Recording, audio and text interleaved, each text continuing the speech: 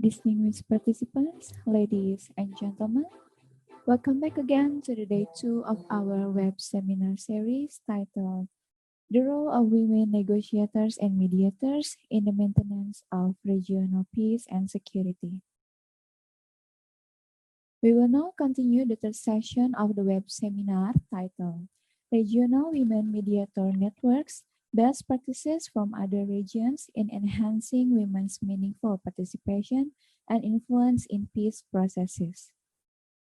Please feel free to address your comments and questions about our session via Twitter and YouTube chat box to be later discussed during the questions and answer session. To moderate the session, now we would like to invite Ms. Adianti Sardanarini Wirayuda, Deputy Director for ASEAN Political Security Cooperation of the Ministry of Foreign Affairs of the Republic of Indonesia, to moderate the session. Ibu Yanti, the screen is yours. Thank you very much, MC. Distinguished participants, speakers, ladies and gentlemen. Welcome to the third and final session of the web seminar on the Regional Women Mediator Networks, Best Practices from Other Regions in Enhancing Women's Meaningful Participation and Influence in Peace Processes. As we all know, during the first session of our webinar, we discussed women, peace, and security issues in Southeast Asia, as well as broader security concerns for women.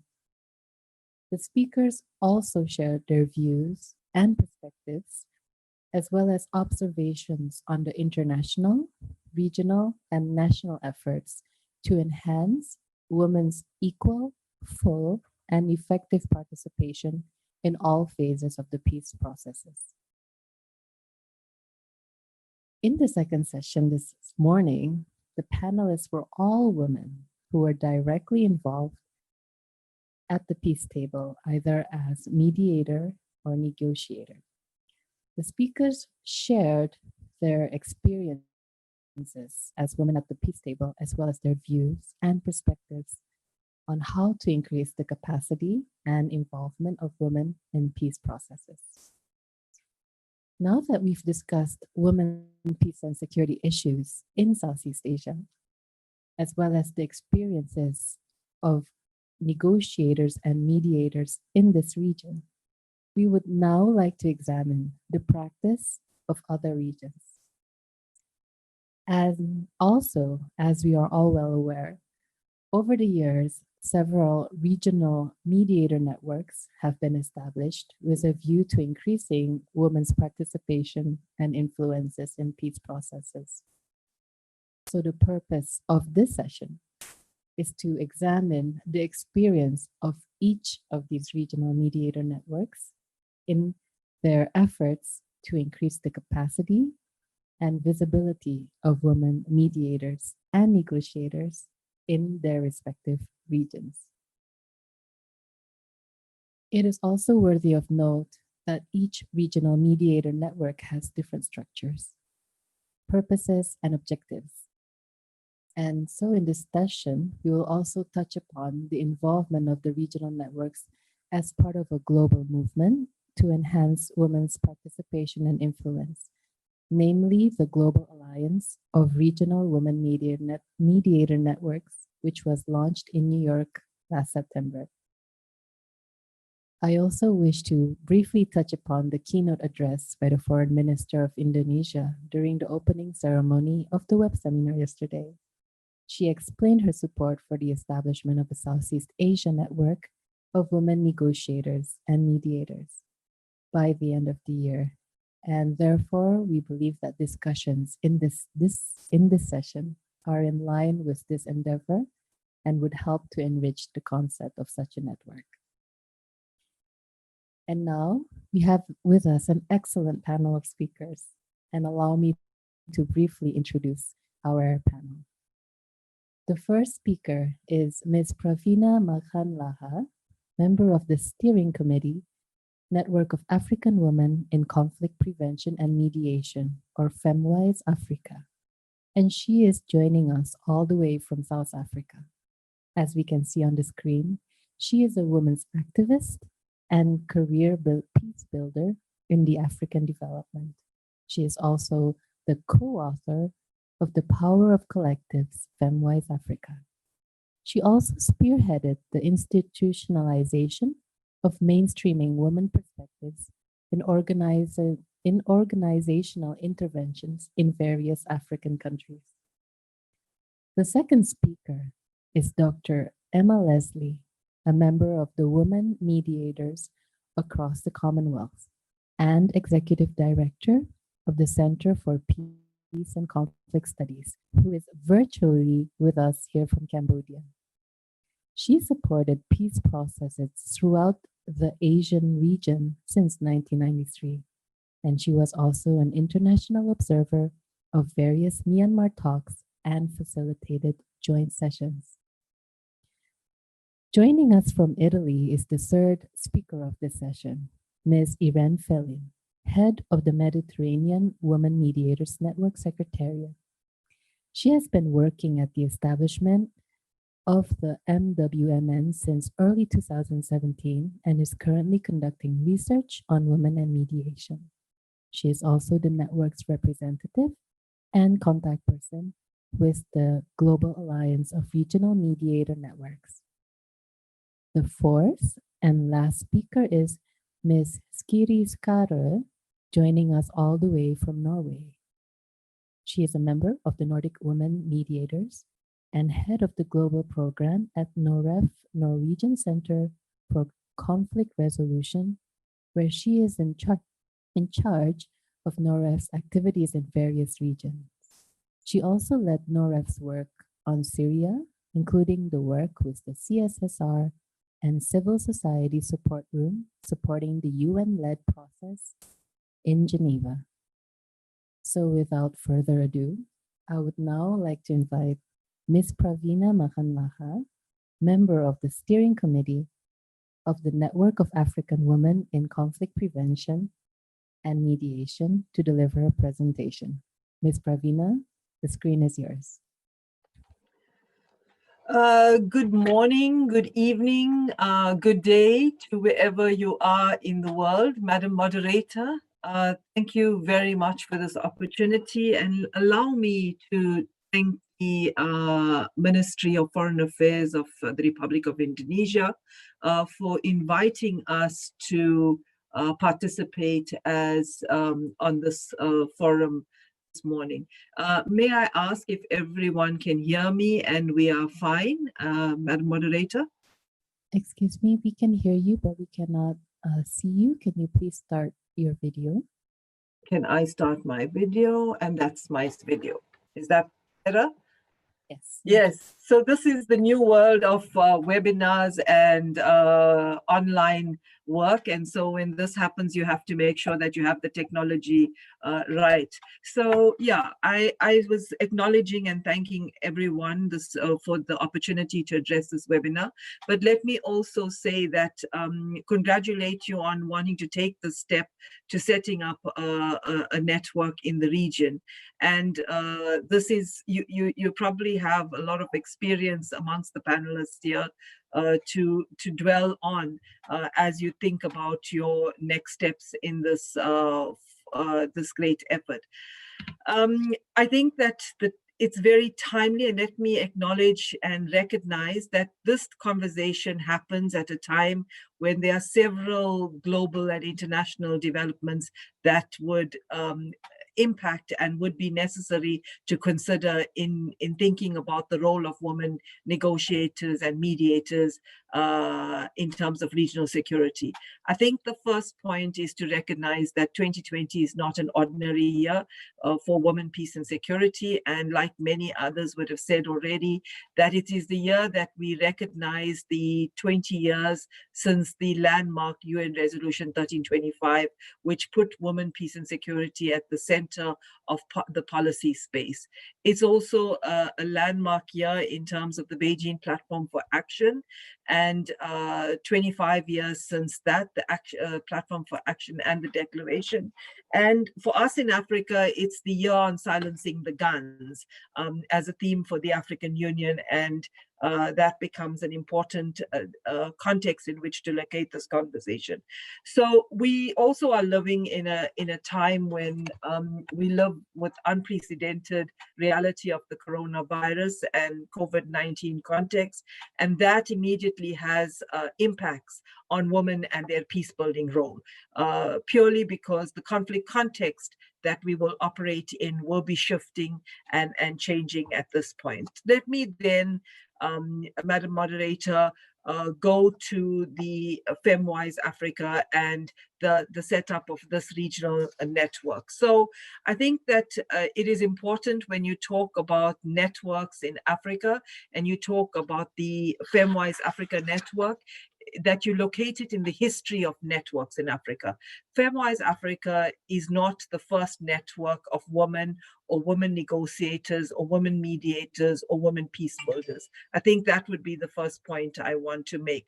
The point is that there has been networks like Mawoponet, the women in West Africa who work together to push peace, set up a network. Then we have the network that was set up by the South African Ministry of Department of International Relations in terms of Southern Africa and South Africa. And these are predecessor networks that came up long before we had come up with the idea for FemWise. And what I think when you talk about networks and setting up networks, the motivation and the why for the network should be clarified. And this brings us to the founding of FemWise Africa. It was in 2020 that the panel of the wise in Africa decided to initiate a long-term study on an action plan to eradicate sexual violence against women and children. And one of the key recommendations in this ensuing report required that the AU to take action in establishing a formal network for women in mediation pegged to the relevant AU organs. And let me for a moment pause there and say that in the case of the FemWise Africa network, the network is an intergovernmental structure located within the African Union and within the African Union's peace and security architecture.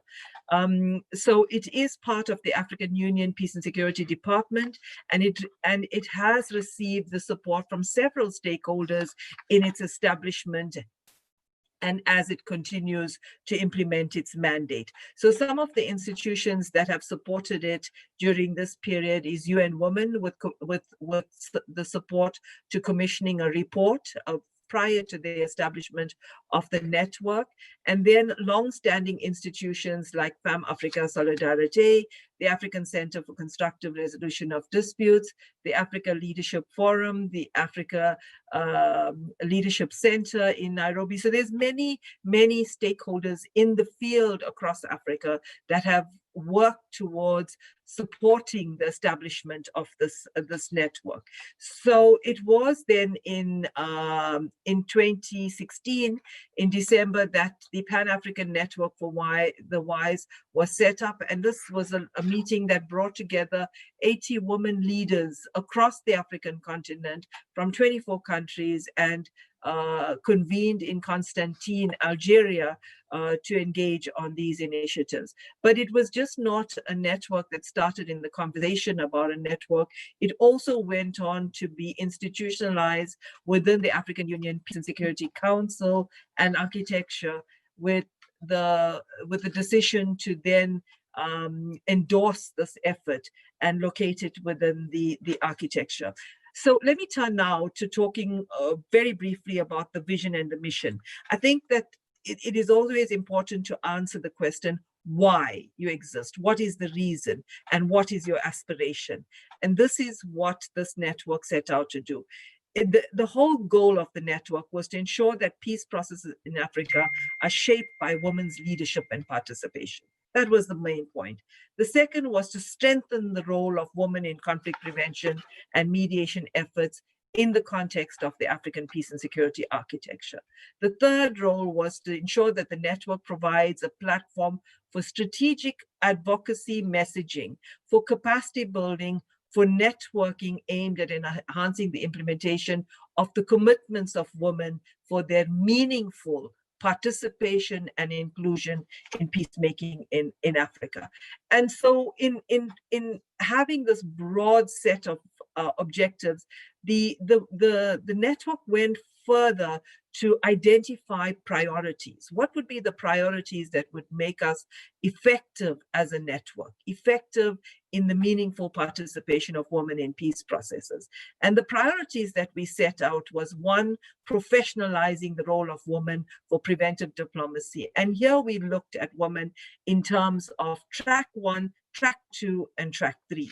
Ensuring that the channel of women's meaningful and effective participation in peace processes, including as heads an official level mediation process.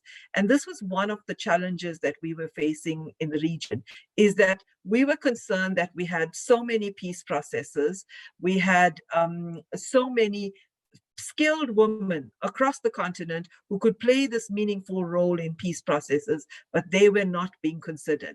And it was always the point of, where do you find the woman? And our point was that here's a roster, here's a network, and we had set out to ensure that we were professionalizing ourselves. The third point was initiating women's action that would catalyze and mainstream the engagement of women in mediation in line with our own vision as the African Union in Agenda 2063, and importantly, bridging the gap between track 1, track 2, and track 3. And this is more relevant now than ever when we look at where conflicts are manifesting, where conflicts are located, and who are the first respondents. In most cases, the track 1 process seems to be the very key process that's responding to the conflicts. The fifth area of priority was strengthening the mediation interventions of FemWise Africa with support of solidarity missions, with quick impact projects, and then working with the establishment of local and national actors. What are the objectives of us as FemWise? The objectives of us as a Women Mediators Network is for the women's movement in Africa to be mobilized and brought together to foster women's participation. And as you think about this as ASEAN, this is some of the things that you would want to be focusing on. Clarifying your objectives. We were clear that you needed a conducive environment for women's leadership and participation that was centered at the different levels. We were clear that you needed enhanced capacity.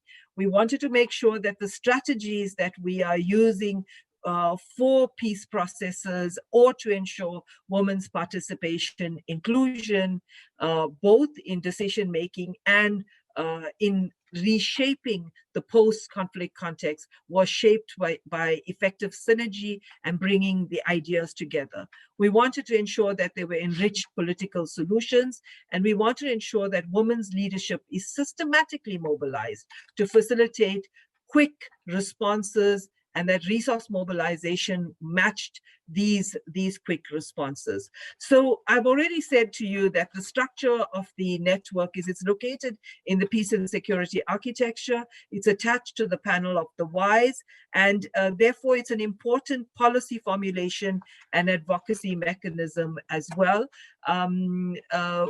in terms of having the power to be involved in these spaces. It has a steering committee and a general assembly, and this is where I myself sit in the steering committee, and my institution, the African Center for Constructive Resolution of Disputes, ACCORD, is one of the founding members. And I should correct that because I see that the flyer speaks about me being the founder.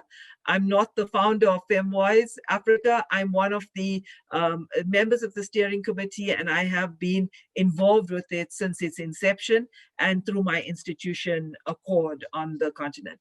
I think the key factor also that has made this network, relevant in its vision, it has been that it is co-chaired by two leading women in Africa, Her Excellency Catherine Samba Panza, who's the former interim president of the Central African Republic, someone who has held leadership, someone who has been involved in peace efforts in her country, and then Her Excellency Dr. Speciosa Wandera, who's also the former vice president in Uganda, and the first African vice president of Uganda. So both of these, both of our leaders bring impetus and gravitas to the work that we seek to do. The assembly then is made up of all members of the network. Right now, where the network finds itself is it's looking at decentralization. And this is important because decentralization of the network is key in terms of where the conflicts are located at this stage and what our responses will be from the national chapters and the regional structures. And in Africa, we have 5 regional structures. They're here. So the 5 regional structures are then informed by the member countries and the national chapters of the various countries. So let me also say that how do you enhance meaning participation of women at all levels? Because that's some of the questions that you've asked. And I think the pool of women mediators can get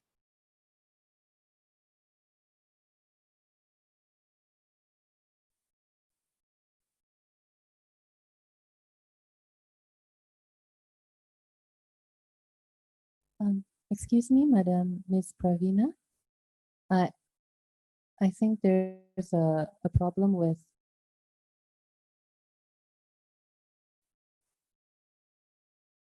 Excuse me, Ms. Pravina.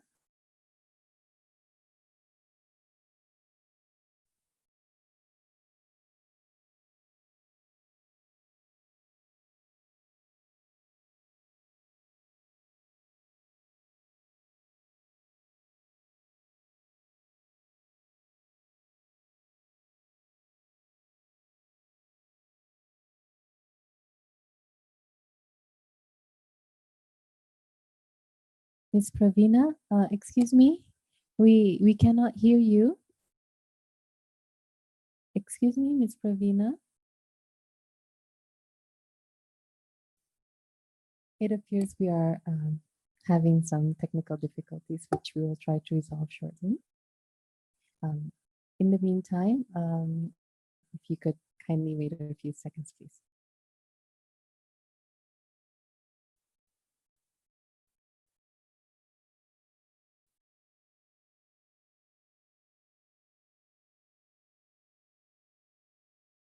Madam Moderator, can you hear me? Yes, now we can hear you. There was a. Now you can hear me. Okay, so did I ramble too much and you didn't hear? And I think that let me say that the most important point that I would like to make as a closing point here is to say that the conflict context that we are in is.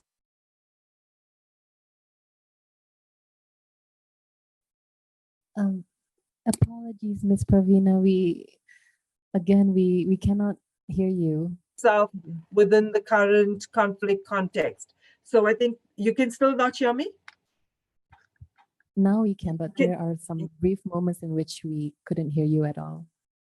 Okay, so let me conclude then here and say that the point that I wanted to make is that the importance of women negotiators and mediators and forming a network is to understand the purpose. Why are we forming the network and what will it be addressing?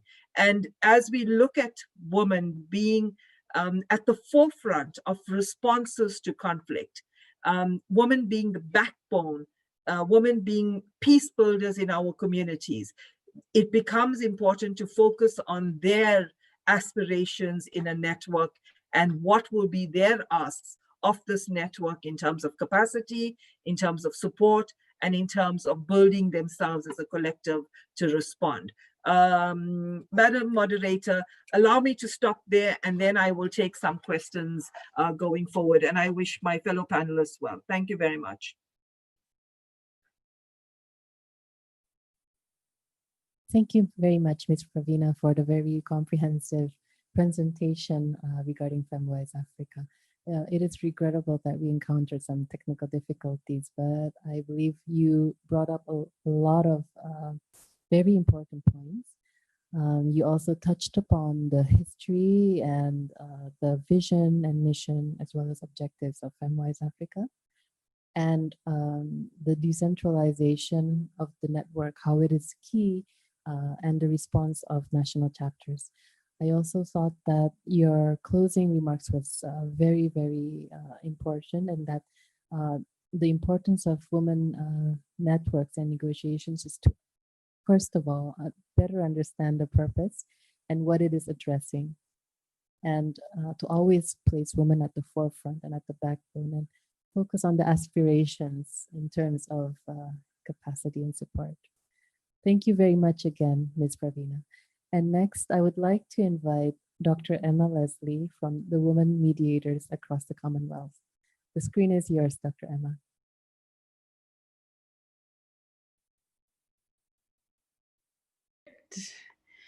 Thank you so much. And let me send you warm greetings this afternoon from northern Cambodia, where I live in Siem Reap. It's actually pouring raining at the moment. So I think many of you across the region are experiencing the same thing. I want to acknowledge particularly the Ministry of Foreign Affairs of Indonesia for giving us this extraordinary space to be able to explore this topic as Her Excellency Retno Masudi takes leadership on helping us to try and find our own equivalent of some of these other networks around the world. We know, of course, that in ASEAN we already have a women peace register, but what we've all been hungry for, and I have to say I'm speaking now in my Cambodian citizen identity, what we've all been hungry for is a network where peace leaders, civil society leaders, former stakeholders to conflicts, negotiators and mediators, like many of whom we've seen on the panels this morning, can bring together their lessons learned and their extraordinary influence in changing the dynamics of peace processes across our region. Today, I'm speaking to you as a member, however, in my Australian identity, as a member of the Commonwealth Women Mediators Network. And I think I want to not talk so much about the structure and system, because I think you can see quite a lot of that online, particularly if you go to Conciliation Resources website. Conciliation Resources is a British-based organisation. They have created the space and the home for this network.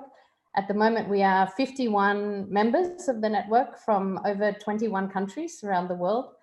And we have just recently formed our steering committee. So there are 8 of us on the steering committee. I can say that we're also this month in our 2nd birthday anniversary. So celebrating that together and thinking that in just a short space of time, how much has been achieved in sort of establishing the network. Of course, joining with the Global Alliance, which has given us a lot of shared learning and a lot of possibility to look at how others have done it. And I know there are some speakers coming after me who will share that. But in particular, we've already started to have some lessons learned and to grapple with certain types of tensions and challenges. And I kind of wanted to spend this afternoon focusing on those. I think in particular, we have found 4 different things that we're really trying to work through and grapple with. And I think they stem from one bigger challenge, but let me unpack the 4 first. In particular, we're finding that there's the challenge of us trying to work out how do we advocate for women in positions such as envoy positions and other types of mediation processes versus trying to do the work ourselves. How do we do our own conflict analysis? How do we set up our own mediation processes in response not only to conflicts within the Commonwealth? In particular, some of us have been looking at the Commonwealth in terms of some of its colonial legacy and some of the things that we need to do to fix that. But equally, in terms of a broader global perspective. The second issue we're finding is how do we not talk all the time about building capacity and training for ourselves? One of the things that often comes up is the fact that if you were in any other kind of mediation circle, most men would not be speaking about the need for their capacity to be built or to be trained. They would already assume a type of competence. And when we look around our network, we find that there's extraordinary gifts and capacities and talents and experience amongst our own. And that's not necessarily something that needs to be trained or built in terms of capacity, but it is something that we need to endorse, affirm, support, and to acknowledge for ourselves that we have a certain level of capacity and skill. And I think this is quite a challenge amongst our membership. I think the third issue that we're finding is how much time, energy, resources do we devote to building the network over actually getting out there and trying to end violent conflict and to work on particular types of conflict, which would then in itself support the network. So I think this is a third tension that we spend, particularly in the steering committee, but also amongst our members, discussing like where do we put the emphasis? Is our emphasis more on promoting women into other processes, or is it really about doing the work of ending violent conflict ourselves? And in that respect, then the difficulty in our own network, and I think that's not true of all of the networks, is that we have embraced community mediation as much as political mediation within the same framework. And so how do we level off those different types of experiences, even if the skills and the strategies are the same? How might we compare notes in terms of the types of processes that each of us are involved in? So being 2 years old, these are the beginnings of the types of tensions and issues that we've been discussing and coming up against in terms of how do we prioritize, how do we put energy and resources into things. But for me, all of that stems from one really big challenge. And I think this is a challenge that we've heard over the last day and this morning that really comes out of how we as women mediators, project ourselves or consider ourselves and the type of mediation that we do into a system. And I want to name it as the multi-track diplomacy system or the multi-track system, which is fundamentally hierarchical, that was given birth to perhaps in a post-World War II era, that prioritize envoys that fly in from other places into conflicts and doesn't necessarily always see the insider mediation efforts that are going on.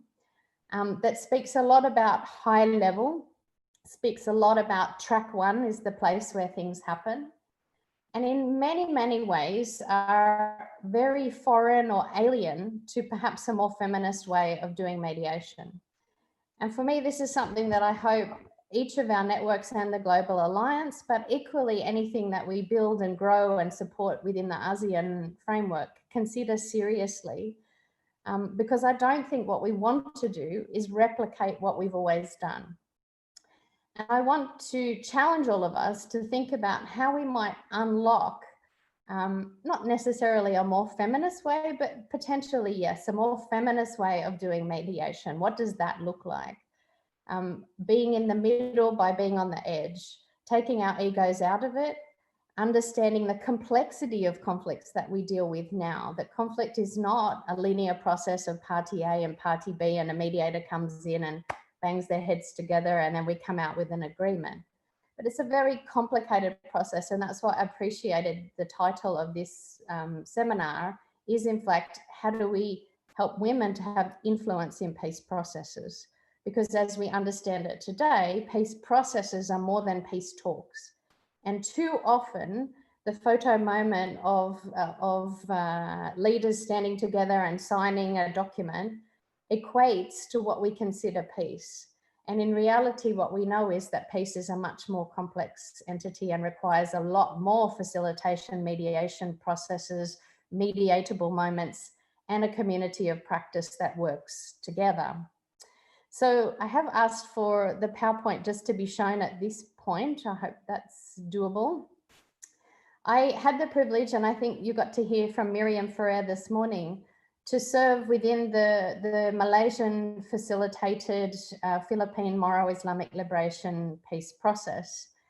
And I put this picture here partly because, of course, great achievement. This is one of the few peace processes in the world that's negotiated by women, particularly from the Philippine government side, and that Miriam spoke to that this morning. But equally by a facilitator who was actually very little known later, Datu Tengku bin Ghaffar, who was from the Malaysian government. And his approach was to say that the parties always take credit, that the mediator and the facilitator should be unknown, should have no ego about it. But he also had a third element, which I think is really important. And if you can flick to the next slide, I want to show you what it looks like. This picture shows you all, or not all, but quite a number of the key people that were in the peace talks room as we negotiated over 7 years. And you can see in this picture that we have lawyers and academics and political people, we have women and we have men, but we also have younger people and older people. We had Moros, we had Indigenous people, we had Filipinos, Americans, crazy Australian Cambodians, but a whole community of people that worked together in those talks. And the facilitator reminded us constantly that the purpose of this process was to be tough on issues, but soft on people.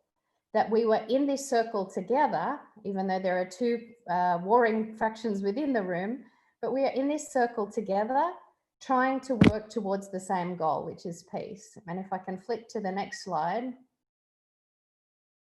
I think you can see all of us there in the room on the day that we finalized the agreement, before it was signed in public and the whole world knew about it.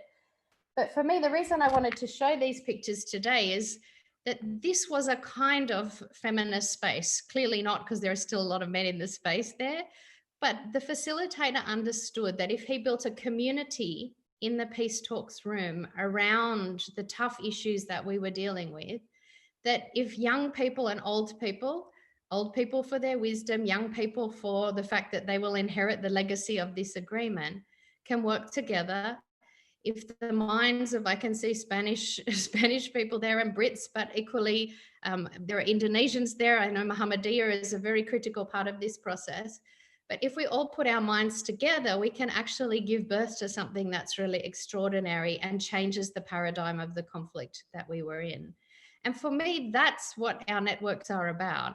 It's about bringing all of our collective energy, power, resources together and to give way to new models of doing mediation and making peace and challenging unjust structures and changing the conflicts that we have been living with in this region and around the world for a very long time. So thank you. I think you can take that one down, and it's enough people putting up the peace sign. But this is really my challenge for all of us today, is as we're building networks, let's not get too trapped into trying to enter ourselves into a structure that today may not actually take us down the pathway to peace, but may also limit the extraordinary power and capacity that women bring to a communal space. And I hope that we will see more and more peace processes in Asia, in ASEAN, that will bring together a diverse group of people that can really focus together on a shared vision of what we're trying to get done. So thank you. Thank you for the opportunity to speak today, but also to provide, I hope, a challenge to moving beyond multi-track diplomacy, big man mediators, powerful envoys, flying outside in, but actually coming together and sharing some complementarity amongst us about how we get the job done. Thank you very much. Thank you very much, Dr. Emma Leslie, for the very interesting and insightful presentation. You brought up a lot of very pertinent and important points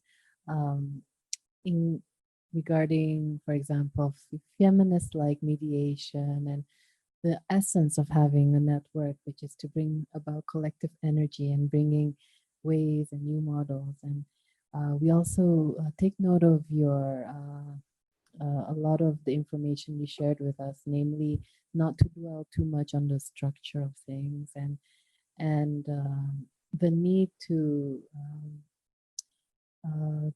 really avoid too much discussion on capacity. But I think in this sense, the capacity that we are talking about is more about how to empower the younger generations who aspire to be negotiators and mediators one day. Thank you again, Dr. Emma Leslie. And next, we would like to invite Ms. Iran Felin from the Mediterranean Women Mediator Networks. The screen is yours, Ms. Iran.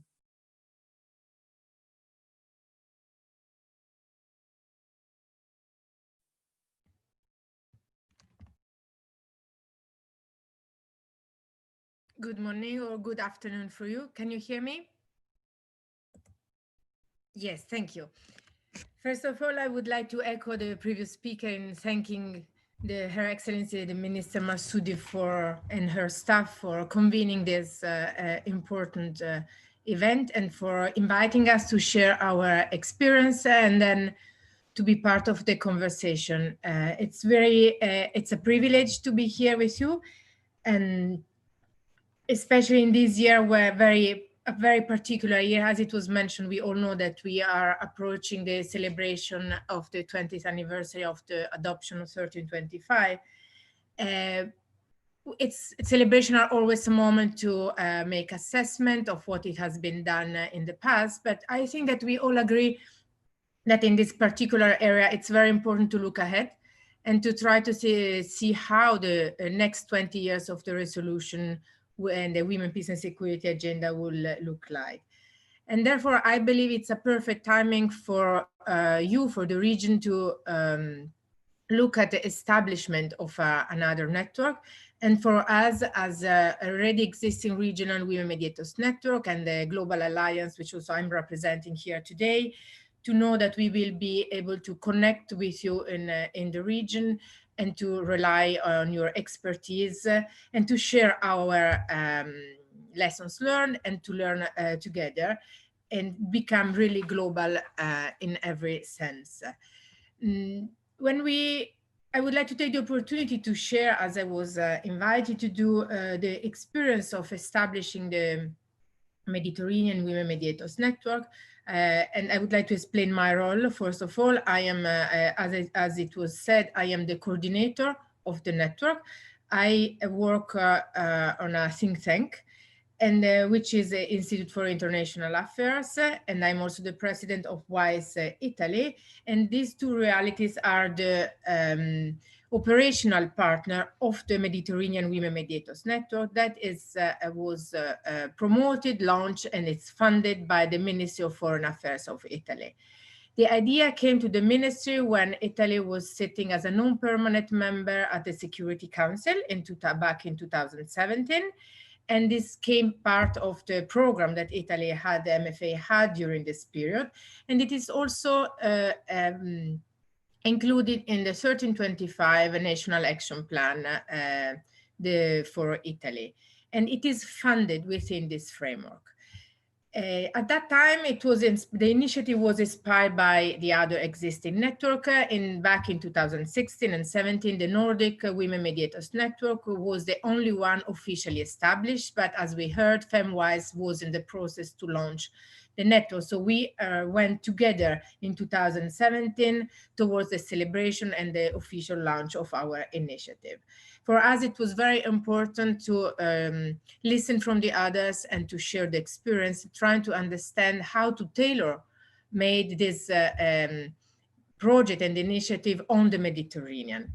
And it was key that the collaboration between institutions, namely the Ministry of Foreign Affairs and civil society, it was extremely important, and it remained a key dimension for the Nordic countries, it is for the Mediterranean, and then for the network of women across the Commonwealth that came after the Mediterranean. We involve approximately 25 countries, looking really at the Mediterranean in broader terms, not only on the MENA region, but also on the North, South, and also on the Balkan. We launched a network with approximately 40 members. And with the time, we are now increasing the participation, and we recently involved more members, reaching a number of 50 members who participate based on their individual capacity. So they do not represent their countries, even if they are diplomats or are governmental representatives. We really wanted to involve them as women and as individuals. In this later stage, we try to focus also on the involvement on younger women. trying to diversify the participation. In fact, our group brings together women with very different backgrounds. As I mentioned already, we have diplomats, we have parliamentarian, former governmental representative, we have women peace builders, civil society leaders, and academicians as well. It was the intention was really to bring this diversified group of competencies together and to enhance the capacity and to bring a different vision on the region. And the mixed nature of the group and also the different background being from the institution, the civil society, is one of the key elements of our network, very much appreciated by the members, because I believe that this brings an added value of to our initiative. Why was launched? As I said, I explained the framework, but the political reason and the need behind this initiative was really for the Ministry of Foreign Affairs of Italy, was really to contribute to the stability of the key region of the Mediterranean, which is a key dimension for our, of course, of our political or foreign policy, and at the same time, and it is key for the human security of the extended region. And at the same time, it wanted to combine this element with the element of promoting the women, peace and security agenda, and in particular promoting a meaningful participation of women mediators and negotiators at different levels. At that time when the Secretary General Guterres took office, he really highlighted and stressed the importance of having more women in mediation and working more in preventive diplomacy. So the intention of the Ministry of Foreign Affairs was really to respond to this call of the Secretary General, try to provide a platform and a useful tool to enhance and the promotion of and inclusion of women in peace processes at different levels and with different roles. As we saw, we talk about mediation, but we talk about women negotiator as well. And we mention mediation with a different tracks. There was, at the same time, it was to make visible the women who are already working in the region, in a region where many women are involved at local level, less at political level. We know this for several reasons. The problem is shared all around the world. And therefore, it was also one of the focusing on strengthening capacity. So focusing on individuals more and less on the political dynamics. So we don't engage directly with the conflict in our region in the Mediterranean, but we focus on women, providing them the skills and the opportunities to be engaged in the process or in mediation at the local level. As I said, the network is made by individuals, and we strongly believe that they are the key of the success of this initiative, the Mediterranean or any other network of women mediators. I say this because during the COVID, the COVID had an impact on all our lives and also on the network initiative and the dynamics as well. And there were also some positive aspects. We try to look always at the positive effect. We, as we are doing now, we broke the walls of not meeting physically, but we learn how to be together with a screen. And this helped us to be connected more often with other members, and not only when we could meet physically. And we will keep working in this way even in the future. But this cannot replace the need to be together and to bond. My first suggestion, if I would ask what to do when we establish a network, apart from the structure, is really to enable the members to meet and stay together, because bonding and feeling that you belong to a common initiative and you have a vision and have share some objective is key for the success of the initiative. We therefore invested on the development on networking opportunities, and we invested in training and capacity building. Not because we believe that women need to be trained. We had on this discussion when some of the members refused the idea with this assumption that women are offered training and men are offered opportunities. I support this vision. I don't think that the objective of the network should be to train, but I also think that mediation is a profession, and in some cases there is a need to develop or to strengthen, reinforce some skills. But this is not, this cannot be the end of the action. It's just a tool to achieve more opportunities. And this is what we are trying to do, to connect the training with opportunities in doing then acting as a mediators. We trained last year our members on gender and inclusive conflict analysis and mediation. And this year we are focusing on leadership skills because many, many of our members share the concern when they have the opportunity not to feel adequate or not have to enough self-awareness of their leadership. Therefore, we are focusing on how it means being a leader, being effective leaders in a crisis management, and also especially as a mediator or negotiator, and how to become an ambassador of the network. Another important point of our action is that we went local since the beginning, having a very diversified network involving countries, as I said, in conflict, in open conflict, in frozen conflict, or in a non-conflict. We try to diversify our approach, to listen to our members with a bottom-up approach and to respond to their needs. And this, therefore, since the beginning, we decided that we were ready to support the establishment of antennas, so national chapters, and that were tailor-made on the situation. Last year, we launched antennas in Turkey and in Cyprus, and this year the plan was to work on Lebanon and on the Balkan region. But we were stopped by the COVID, and then this process is on a standby. We are continuing working, but we are not launching antennas for the time being. Another of our objectives is to raise awareness, as we share this with the other networks. So we do advocacy and outreach campaigns, trying to highlight the different ways of doing mediation. A more, as it was mentioned by Emma, it could be a feminist way, a soft way, but it's a different approach. This is why we believe we need more women, because we want to change the narrative and we want to do things in a different ways. In our network, the focus remains the Mediterranean. At this stage, there is no ambition to invest and engage our members in different regions. But we engage in the global initiative. We went local and we went global.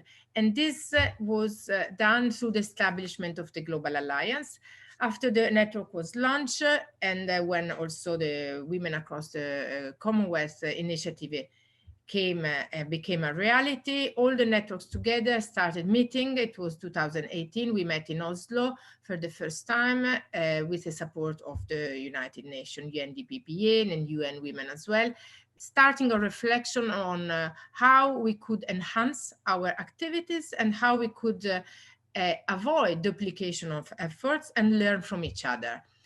At that point, we decided to start a process. We didn't launch the alliance immediately, but we agreed that this was the best way of strengthen our capacities and a better tool to make joint advocacy and outreach when it was relevant. And we started this process. We met then again in New York during the open debate of the 1325.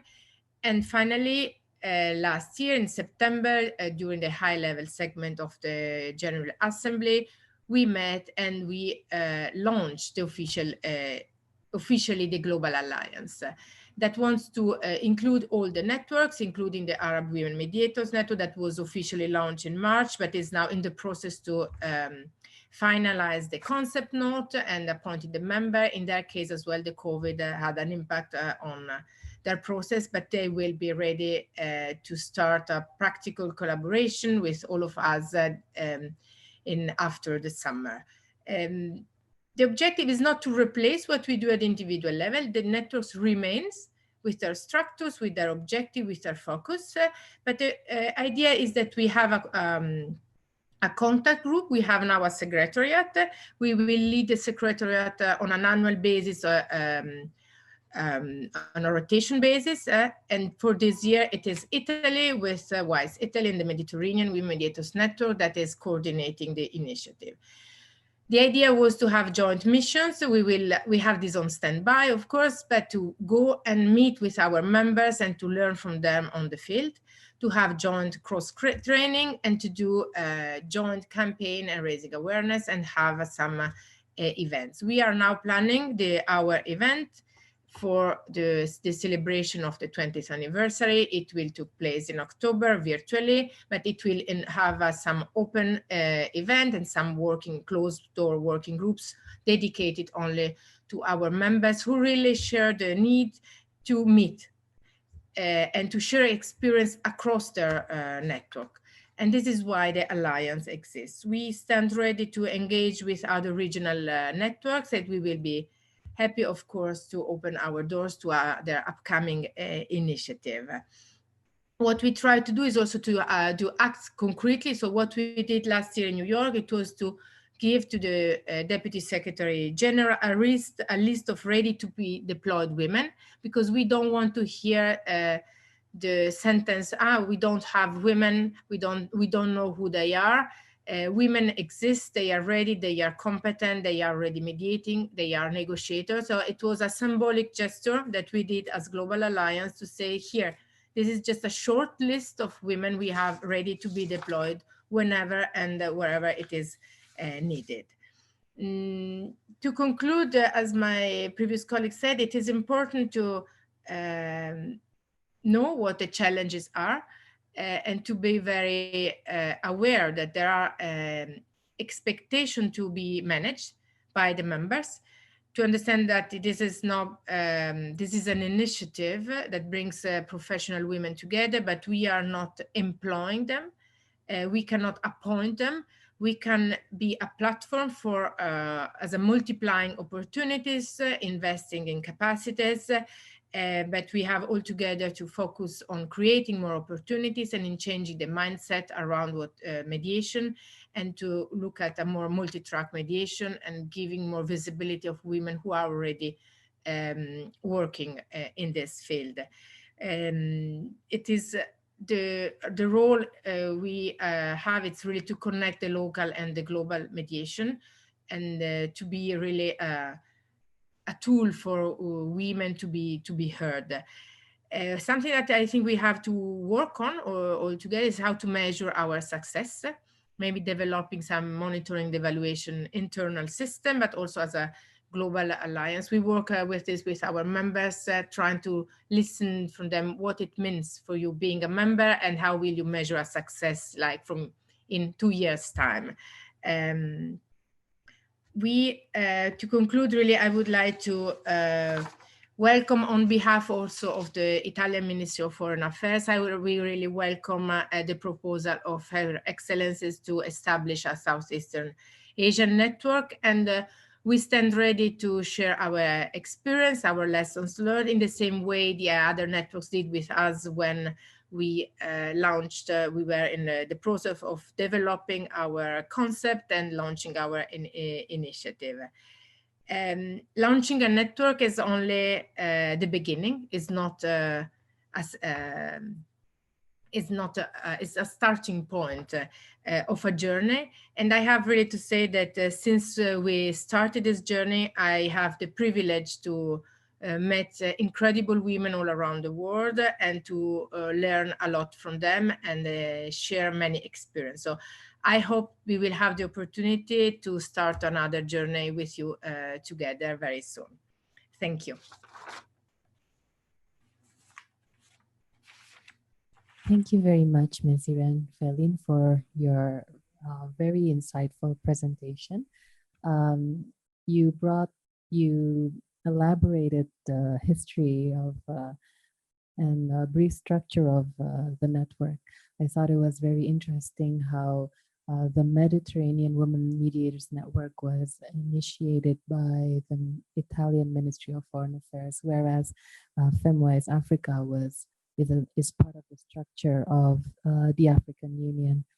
And thank you also for giving us and elaborating the background and the works of the Global Alliance. And I believe it is essential to really measure the success and what can be done in the future. And last but not least, I would now like to invite Ms. Siri Skare. I hope I'm pronouncing your name right. And the screen is yours, Ms. Siri.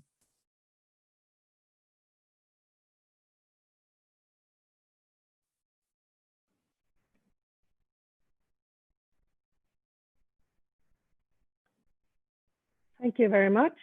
There you go. Thank you very much, Madam Chairperson, and thank you very much to Her Excellency, the Minister of Foreign Affairs of Indonesia, for inviting the Nordic Women Mediators Network or giving us the opportunity to share some of our experiences and present ourselves in this very important webinar. As you know, cooperation between various regional networks is of great importance in enhancing the role of women in peace and security work. And as many have mentioned already, 2020 is a special year for many reasons, not least the 20th anniversary of the 1325 resolution from the Security Council. My name is Siri Skare, and I'm head of the global program at NORAF, the Norwegian Center for Conflict Resolution. And I'm also a member of the Norwegian branch of the Nordic Women Mediators Network. NORAF is an independent foundation working for the mitigation and resolution of armed conflicts. So basically, we divide our work into two main pillars. One being, where we're supporting formal processes, sometimes and often processes facilitated by the Norwegian Foreign Ministry. And the other part of our work is more when we are initiating our own track 2 or track 1.5 processes. So we are involved in many conflicts around the world. But I'm not going to talk about NORAF today. It's the Nordic Women Mediators Network that I will be sharing our experiences with. Last week, we had a meeting in the Norwegian branch of the network, and which was our last meeting before summer, and it was actually also in real life meeting for the first time for many months, and that was a very nice and exciting. And one of our members had just published a book. She's a former colonel who has worked internationally throughout her whole career, and she has now written a book which was called Invisible in War and Peace. And the book is about a Norwegian woman who worked secretly for the resistance movement under the Second World War when Norway was occupied by the Nazi regime. And this woman, Solveig, the main character of the book, she worked secretly for the resistance movement under the Second World War, as I said. And she put her life in danger. She was tortured, she endured sexual violence, and lived the rest of her life with very few people knowing about her important contribution during the war. And we all know that there are thousands of women like Solveig all over the world who are playing an important role during conflict, working with conflict resolution and peace mediation, and that we do know very little about. So promoting the role of women in peace and security work has been on the agenda for many years. Women are actors, combatants, victims, peace mediators, and have all sorts of roles in war and conflict, but are far less visible than our fellow men. So the Nordic Women Mediators Network is one way of promoting women and their role in conflict resolution and peace mediation. The founding of the Nordic Women Mediators was inspired by a similar initiative in Southern Africa. The Nordic governments endorsed the creation of the Nordic Women Mediators Network at the Nordic African Foreign Ministers meeting in 2015. So, and the Nordic Women Mediators was officially launched in Oslo in November the same year, and then followed by an international launch at the UN in New York the following year, early 2016. The UN Security Council has on numerous occasions expressed concern at the persistent obstacles to women's full involvement in the prevention and resolution of conflict. And special attention has been drawn to the constant underrepresentation of women in peace processes, transitional processes, and post-political settlement, decision-making, and reconstruction. And the UN study, as we have probably heard all of us many, many times referred to, found that only 2% of chief mediators, 9% of negotiators, and 4% of signatories were women. That study might be a few years old now, and I do hope that the figures have changed and that it looks a little bit better now. But again, I haven't seen any updated information on that. So what is the Nordic Women Mediators? The Nordic Women Mediators is a network of women from the 5 Nordic countries who have professional experience relevant to conflict mediation, peace building, and negotiation. The network members share a commitment to sustaining peace through the inclusive and meaningful participation of women in all phases of peace processes. The Nordic Women Mediators is an instrument for the involvement of Nordic women in advocacy and operational engagement in support for peace. The membership of the network comprises Nordic women with diverse professional experiences ranging from foreign affairs and international law to multilateral and regional organizations such as the UN, the European Union, the OSCE, which is a regional the Organization for Security and Cooperation in Europe, and of course also representing civil society. The network members have experience on a variety of issues relevant to all phases of peace processes, including mediation, ceasefire arrangements, constitutional reform, civil-military relations, international humanitarian law, human rights, facilitation, communication, and inclusive strategies. And promoting women in negotiations, mediation, and all phases of peacemaking is at the heart of the work of the Nordic Women Mediators. The network is a collaborative forum building on national women mediators networks in all 5 Nordic countries: Norway, Sweden, Denmark, Iceland, and Finland. Our objectives or the mission of the network is to enable Nordic women mediators and peace builders to advance the inclusion and meaningful participation of women in all phases of peace processes in order to contribute to achieving a sustainable peace. And to achieve these, the mission of the network, the Nordic Women Mediator works according to the following objectives.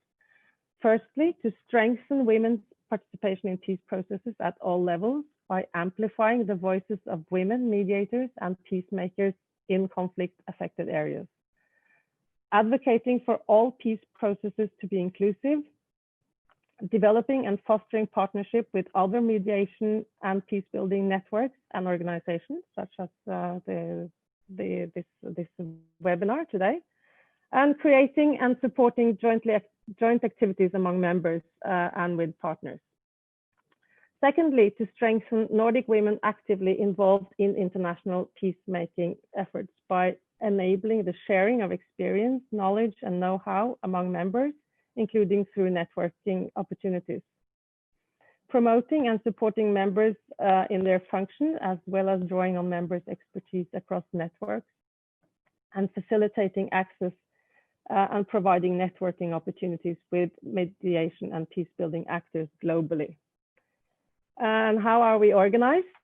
The network is a collaborative forum, as I said, composed of national networks in each of the 5 Nordic countries. The network on the Nordic level meets once a year with some 10 women participating from each country. And the hosting of these meetings rotates among the 5 countries. And this year's meeting was hosted by Sweden. And this was, of course, during the Corona times, and it was a digital, virtual meeting, but it worked really, really well. Of course, it's nicer to actually meet up and discuss face to face, but this digital solution also worked very well.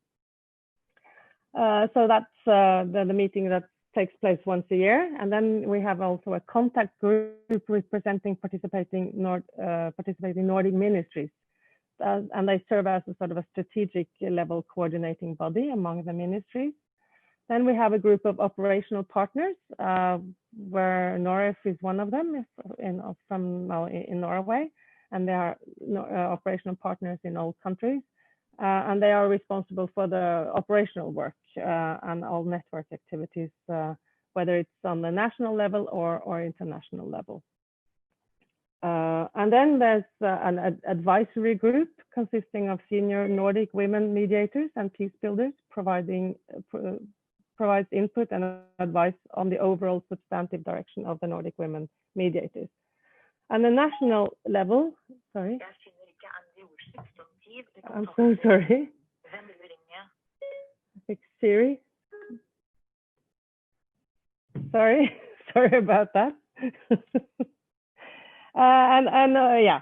So and all then you have national chapters, and they have their own profile. So although we are collaborative efforts, we have national branches that all can keep their own profile and work in their specific ways. But all in all, there are approximately 120 experts in this network. I'll end by saying a few words about what we have achieved over the last 5 years. It's difficult to measure, I guess. But one thing I'm quite sure of is that we have increased the visibility of women experts in the Nordic countries, and shown to well, everyone that there's no such argument any longer that there are no experts. Earlier you could hear that, well, as also was mentioned earlier, that you need to find some qualified women to take part as mediators or in peace processes or be at the table. And actually no one asks whether the men are qualified. They are sort of automatically qualified to be at the table or be mediators, but whenever you talk about women, they suddenly have to be qualified. And there are many qualified women all over the world, obviously. We've also done capacity building. I agree that women should be given opportunities and not necessarily training, but sometimes, yeah, you need both. And the network is providing training for its members and training opportunities. We've extensively, well, been networking extensively with other networks. Irene mentioned, yeah, we're cooperating with all the networks, other regional networks, and also in the Global Alliance. And we have contributed to, I think we have contributed to the awareness raising of the Women, Peace and Security agenda at all levels. And that is, of course, not only our, well, not only due to our efforts, but it's a sort of a more common effort from all of us. But I think no one will these days not think about gender balance in a team if a mediation team is appointed. Earlier, I don't think very many would necessarily reflect on the composition of a team, but these days, if you do not have women on a team, you would really need to explain why this is the case. It looks, yeah, you really need to justify why you are not involving women these days. So in that sense, the whole narrative and the whole situation has changed, I would claim. And lastly, the network has also contributed to even more close cooperation between the Nordic Minister of Foreign Affairs and the ministries. They've always been cooperating closely, but I think this effort has brought them even closer together. And with almost at all times one of the Nordic countries being part of the Security Council as a non-permanent member, and Norway will be in the council from January next year. I think we always have a sort of a Nordic country fighting for and pushing the women, peace and security agenda forward. And even though things are moving slowly, I think we still have quite some way to go. So thank you.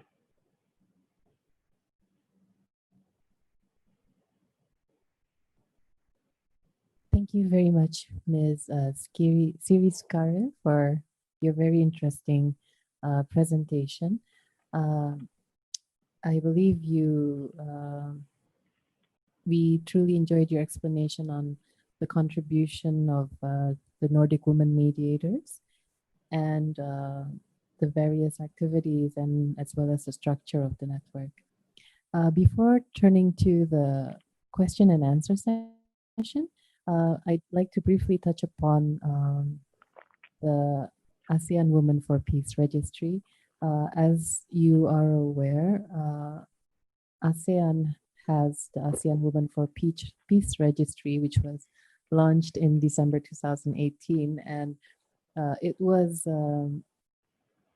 it aims to contribute to the implementation of the joint statement on women, peace, and security in ASEAN, which was adopted in 2017. So in that respect, it's similar to FemWise Africa, as the ASEAN Women for Peace Registry is part of what it was established by the ASEAN Institute for Peace and Reconciliation and is part of the structure of ASEAN. Similar to FemWise Africa, I believe it's part of the African Union, and the Arab Women Mediators Network is part of the League of Arab States. And just to briefly clarify that the Southeast Asian Network of Women Peace Negotiators and Mediators, which the Ministry of Foreign Affairs of Indonesia is supporting the establishment of. It's meant to be more of like a track 2, and the members we envisage that they are in their personal capacity. So it's very different from the AWPR. Moreover, for the network, it is specific to negotiation and mediation, whereas AWPR has the members have very different backgrounds and expertise. And another significant, another difference between the AWPR and this proposed network that will be established is the countries. As you know, AWPR is the 10 ASEAN member states, whereas this for this network, we intend to invite the women negotiators and mediators from Timor-Leste and Papua New Guinea.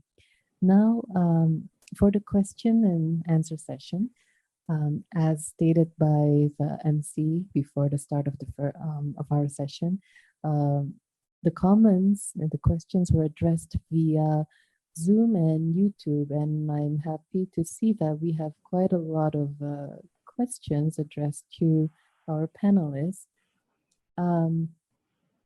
First is the question: in your personal view, does your regional mediator network contribute to the meaningful participation of women in peace processes, and what can be done to improve this? And this question is in your personal view, respectively. Perhaps if one of you would like to start, would like to give your answer.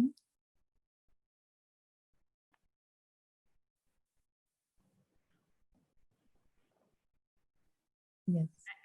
Yes, please, Dr. Emma Leslie.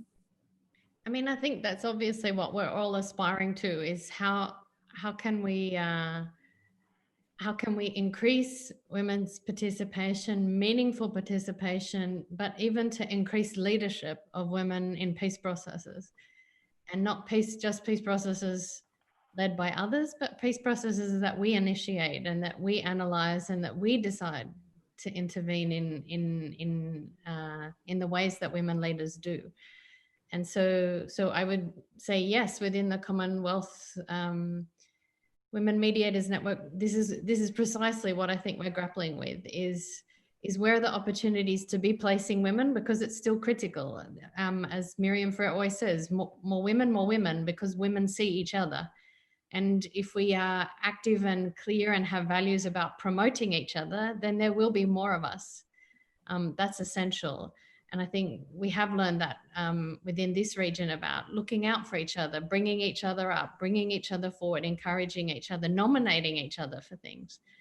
Yeah, but equally for us to start finding ways to develop our own processes. And I think that's something that each of the networks, as it comes together in the alliance, can already be leveraging power and influence in our own ways towards ending violent conflict. Because I think we have to hold that vision inside, that the intention of all of this is to stop violence and to change the systems and structures in the world that are preventing people from being able to express themselves, their identity, their frustration, their economic conditions, and so on and so forth. Thank you very much, Dr. Emma Leslie. Would any of the other speakers like to address this question regarding your personal and objective view regarding the meaningful contribution of your regional mediator network? If I may, and I agree with Emma. I mean, we invest a lot of time and energy in the network because we believe that they might really make a difference. What I think is that it's a long process. Unfortunately, we know that this is not just the network as initiative, but it has an impact on changing mindsets and on changing the system and the way how we do business. I think that we, in a very short time, because we know that the first networks, the Nordic, were officially structured in 2015, despite the fact that there is a long tradition on mediation and dialogue facilitation in the Nordic countries. But if we look at really on the wave of network, it was end of 2015. So not even 5 years for them and 3 for us and the others. It takes more time. So we achieved a lot already if we look at the short period when we have been working individually, I mean, regionally and globally. But the mindset change requires a longer period. So I think that if we manage, as Emma said, to have more women in key position outside the network, then the network will be able to work better. And this is why it is key to work both at local level and which is not only community level, but it's really with a political stakeholder in the different countries involved, where the networks are involved in the area.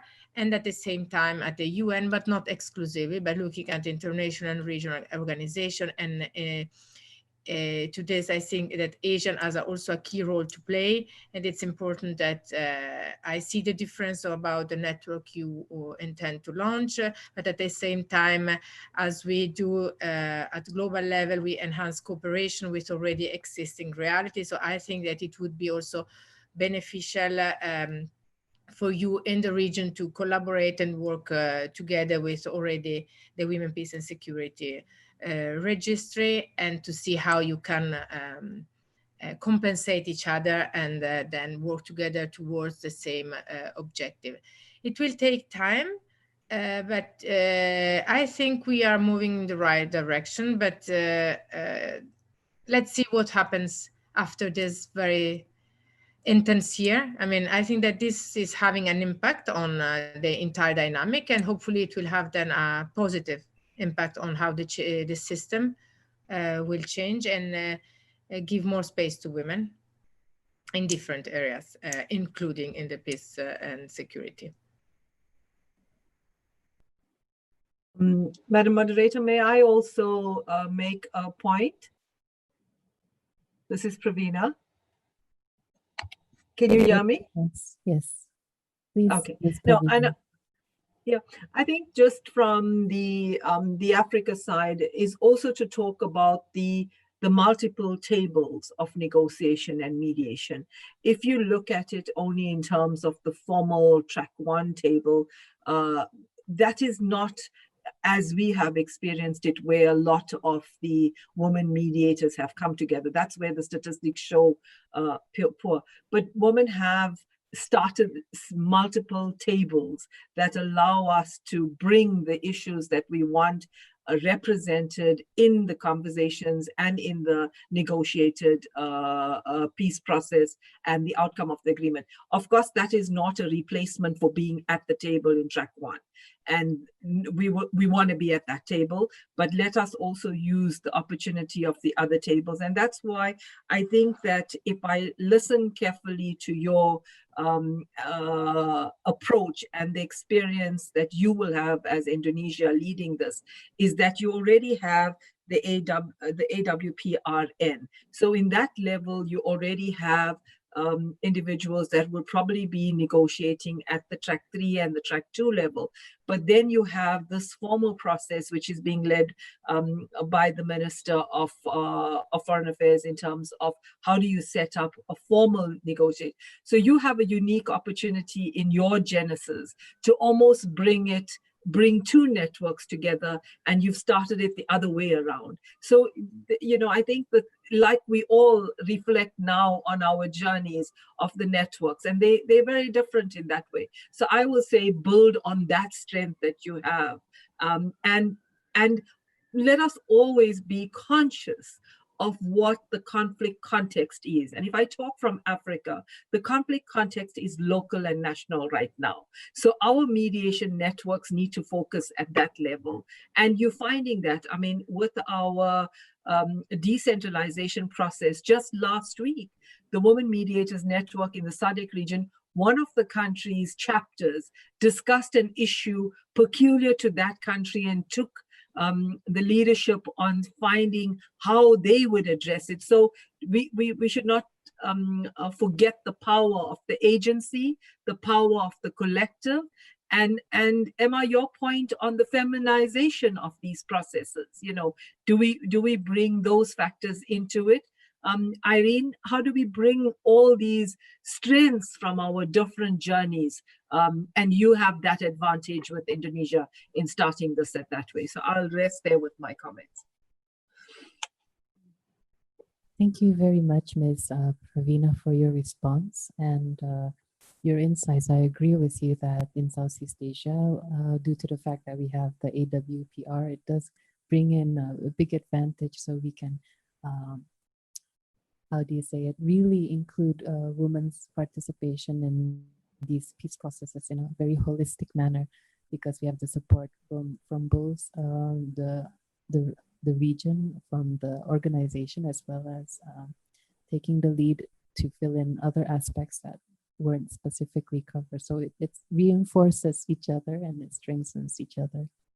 And we have, before proceeding to the next question, would Ms. Siri, would you like to respond to the earlier one? Or, yes. Well, so much right things and good things have already been said. So I would just say that, obviously, I support and I would like to echo what has been said.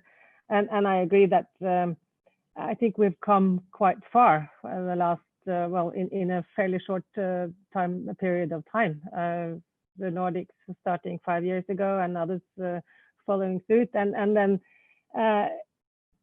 yes, we've come far, and but again, still needs some more work. But having then regional networks and national networks more or less covering the whole globe, I think, and convening seminars and meetings like this is very important to keep the pressure on the system, and so yeah, now I think and it's no,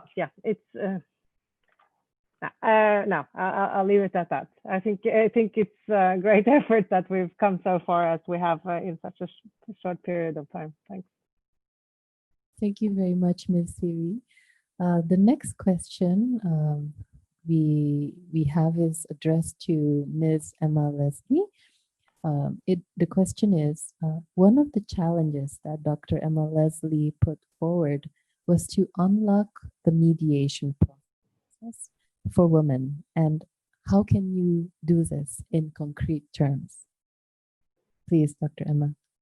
Thank you.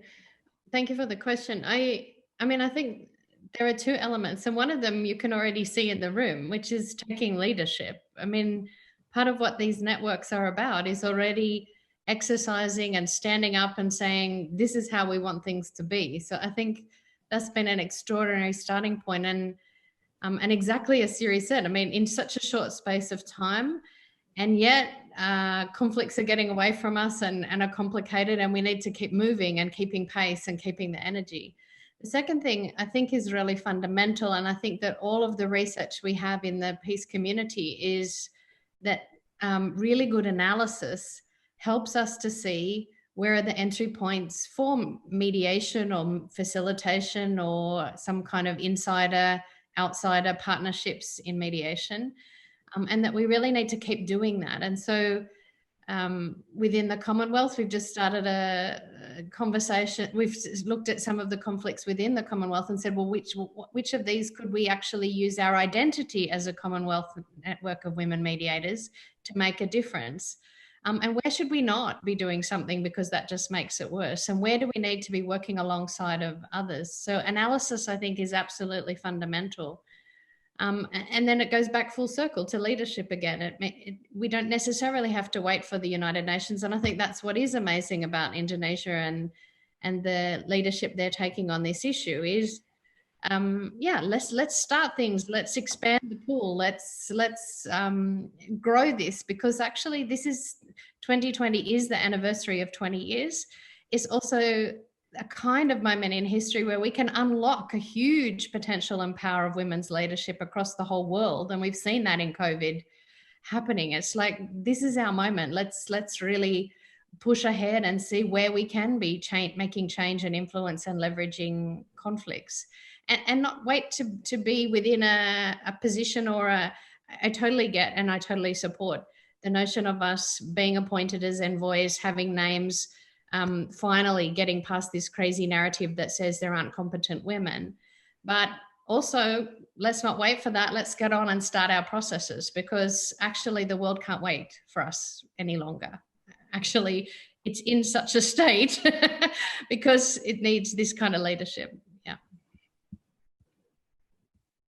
Thank you very much, Dr. Emma. And I agree with you that the works of the regional mediator networks and the one that we have today is just some of the concrete examples that have been done for this. And we also have one question addressed to Ms. Pravina. The question is, are there any government effort to strengthen legal framework to include women on conflict prevention situation, such as preventive diplomacy or peacemaking process? This is due to the fact that Africa is one of the leading continents of women participation in parliament. Any views on this? Yeah, I think that I can't answer that question for all of the African countries because there's 54 of us, so I don't know all the legislation. But if I can talk for my own country, South Africa, the women mediation efforts are located within the Department of Foreign Affairs here, and the whole mediation network, which also the Nordic Women Mediators Network always recognizes this relationship with South Africa for their journey as well, is about how do we make sure that in South Africa's role as its foreign policy and its work in Africa, that the mediation efforts it's involved in has access to women who can be part of those processes, who can guide the content of those processes, and who can provide capacity to those processes. So there is a commitment in that state, and also to the point of having trained over 200 women mediators at all tracks to be available. So building the capacity. And I like your comment earlier that you say, Emma, that we don't talk about training men, we talk about the opportunity. And I think that it's important, and Irene, your point that yes, there is a science to mediation, so we do need that capacity. All eyes will be on us, so let's make sure that when we do enter it, we're going in strong and doing it well, you know. So those are our own ways of protecting our space as well. And I'll leave it at that. Okay, thank you very much, Ms. Pravina. And we have the 2 remaining questions left that we have selected. The first is, most mediation processes designed by men and delivered by men are criticized or deemed as a failure to take gender norms seriously. In your view, would a process designed or run by women look any different? And is there any experience from your regional mediator network on this? Would one of you would like to take this question?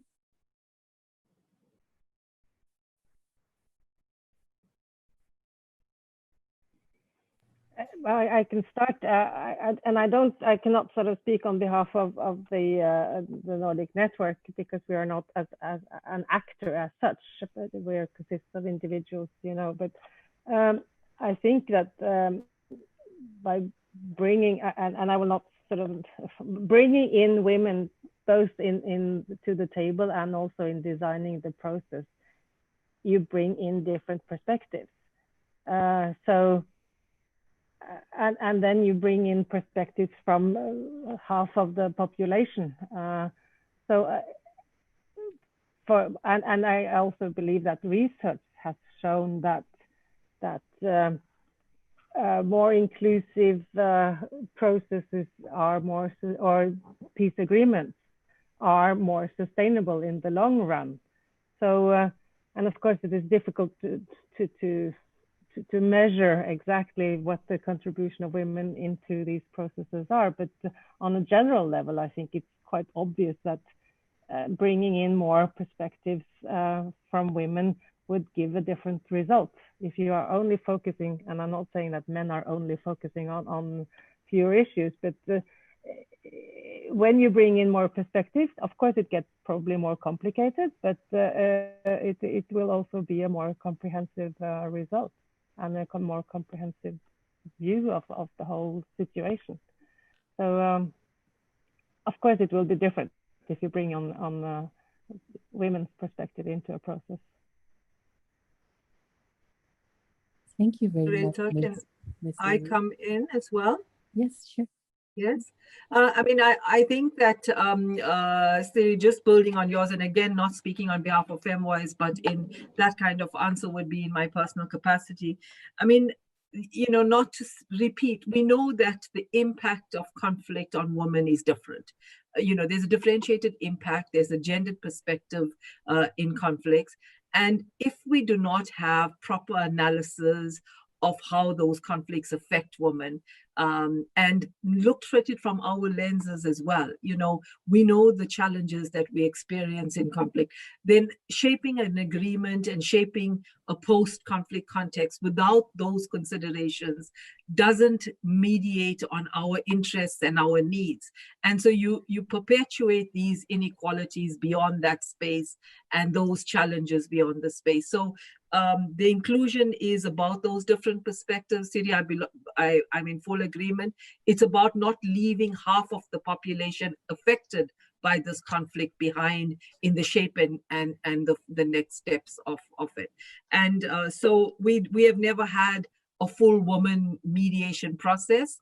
And I think it's time we had one, so we can then honestly say and compare it, you know, empirically and say, this is the difference of it. So we're for it. If you give us all women's mediation, we're all for it.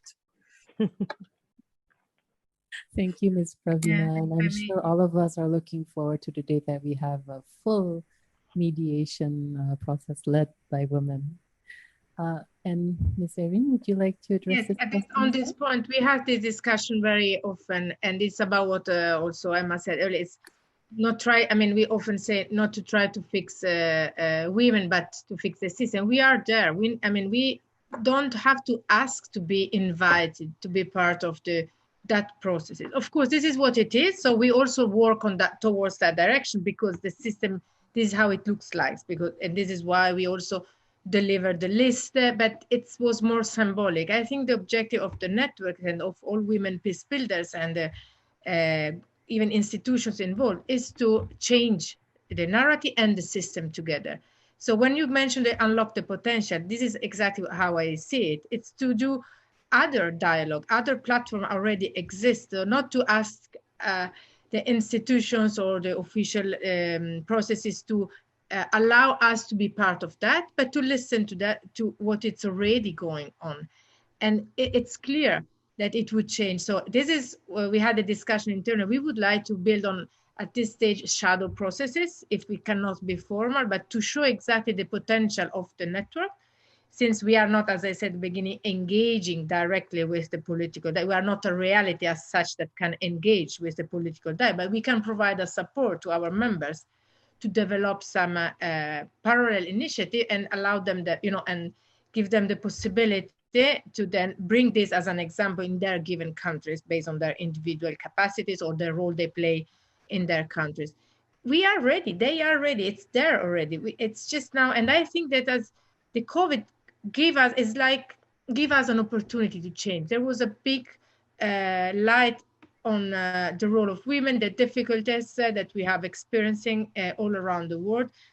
We don't have to miss this opportunity. So it's not a missed opportunity in this sense. It's not a missed opportunity that we cannot celebrate the anniversary as we planned, but it's a real opportunity to change this with concrete actions. And I think that the networks all around the world, and I stress again the importance that the Asian region is coming into this, and Indonesia will lead this to really contribute to the change of this. And we are here to lead by example for the new generation. And I think this is really key to involve the different generation in our initiative, because they are the future, and we have to build this together. This is our legacy for them. Thank you very much, Ms. Iran, and I agree with you. And I wish to point out the last point you raised regarding the next generation. That is exactly the last question that we have selected for all the panelists. The question is, how do you influence young women to follow your footsteps and ensure intergenerational perspectives as well as sustainability of peace work? Please, this is the last question, and due to the very limited time at our disposal, we kindly invite you to make a very brief answer to this. Thank you. Can I start again? Just telling a story that we are recruiting to a couple of positions here at NOREF, and we announced the position a couple of months ago, and we got probably more than 75 of the applicants were young women and women in general. So the recruitment ground is plentiful. There are a lot of, at least in Norway and probably in many other countries as well, a lot of young women and who really want to work with conflict resolution and peace mediation. So I think the future looks bright in that sense, that you have a lot of young people who want to be involved. Thank you very much, Ms. Siri. Please, Dr. Emma. I mean, this goes entirely back to the point about why we want women in processes, is because young people also are routinely left behind. And that's why we have the resolution now for young people in peace building. And I hope that the phrasing isn't, this is what we leave them behind, or even that they step into our footsteps, but that we stand behind them and put them forward. because I think there is a massive capacity. And again, I just want to cite Miriam Ferrer and her colleague Marvick Leonen, who both chose a team to support their negotiation team of very young people, but highly competent, well-trained, articulate, motivated, inspired, high energy, and needed guidance, but knew exactly what they were about and what they were doing. And so I think this is about constantly changing perceptions, but also seeing those that have been marginalized, left behind, Indigenous people also. Part of the challenge that we've had in the way that mediation has been done to date is that it's egocentric, it lacks emotional intelligence, it doesn't see everybody, it sees one part of the whole picture, and women don't necessarily see that inherently, but we do experience being left out and not being seen. And as Siri talked about the example of being invisible, we know what that feels like. So we tend to see those others that are not visible, just like young people. And for sure, it's not a case of they are the next generation. For sure now, young people, let us say Greta Thunberg or Joshua Wong in Hong Kong and others, they are the ones telling us how the world needs to look, and we need to be listening more carefully and following them as opposed to leaving them a legacy. So yeah, thank you. Thank you very I much, think I Dr. want to Emma. say that. Ms. Pravina? Yeah, I think that not focusing, I think firstly, youth have taken it on themselves to lead and moved away from the point of the victim mentality or, you know, have a look at us. They fully understood their power in terms of the democratic dividend, you know, in terms of their dividend and who they are. And if you just look at the African Special Envoy, Aya Chebe, who has actually written today in the Conflict and Resilience Monitor put out by my organization, and they've been holding consultations already about how they would like to shape their program and be involved. And it's really being led by young women. The UN Special Envoy, the Africa Special Envoy, and they're shaping the space. And I think the intergenerational dialogue, and I agree, should not be about saying, let us show you how to do it, but let us share the experiences of our context with you, and you use those for your context, because our realities and our context of response and use of our agency are very varied and different. And so, you know, there's a number of lenses, culture, economics, equality, racism, all.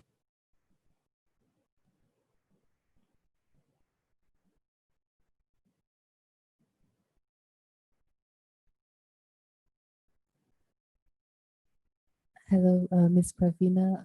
I believe we cannot hear you once more.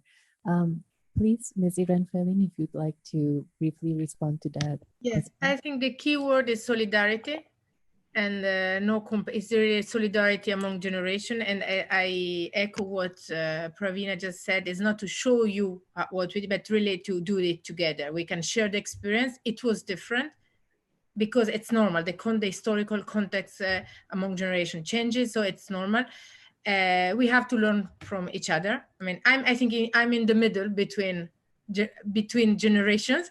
So, but I like to have mentors. So we launched a mentoring program, and it was very nice. We had with the WISE network, and it was yesterday we had a meeting, and they said it was so interesting for both sides, for the mentorees and the mentees. And we are thinking to do something similar within the network as well. Since we are having more new members and younger one, I think this is a good way. And it's a double channel. So it's not teaching, but it's learning in a reciprocal way.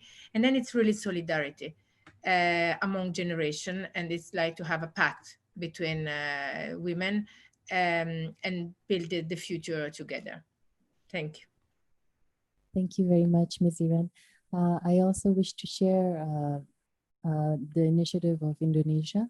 Last year, we had convened a regional training on women, peace, and security in which we invited 60 young diplomats from all ASEAN member states, Timor-Leste and Papua New Guinea. During the program, we brought in the negotiators and some mediators, and they shared their experiences. And we also took them to the peacekeeping mission, where they met and had a good discussion with female peacekeepers. So they understood the advantages of being a female peacekeeper and the sensitivity on the ground.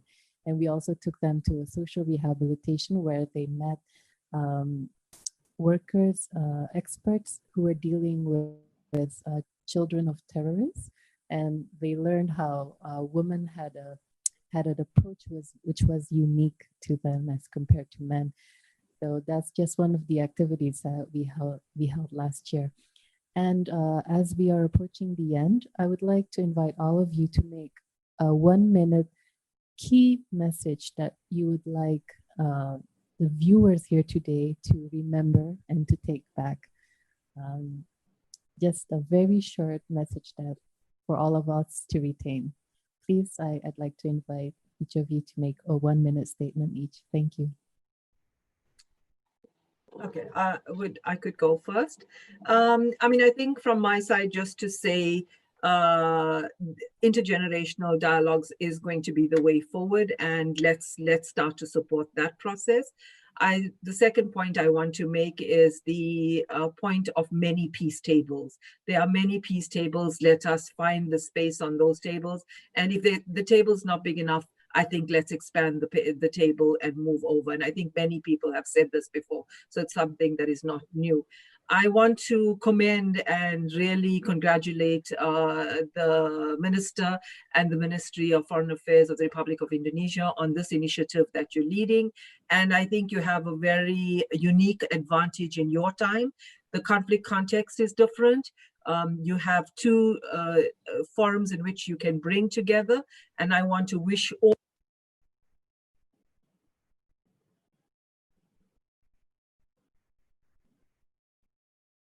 thank you very much, Ms. Pravina, and we apologize.